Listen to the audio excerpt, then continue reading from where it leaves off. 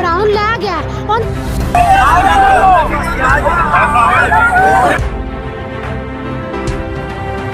अफसोसनाक खबर शामिल करते हैं मंडी बौलदीन से। मंडी बौलदीन के नुआई गांव कंदावाला का 19 साल लड़का अगवा के बाद कत्ल कर दिया गया।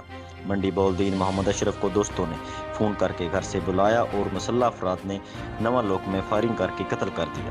वर्षा का पोस्टमार्टम न करने पर कॉलेज चौक में लाश रखकर एहतजाज घंटों चौक ब्लॉक रहा। सानू अपने भरा दा इंसाफ चाहिए, ठीक है, जेड़े बंदे नू कत्ल कीता सानू बंदे पेश कीते जाए।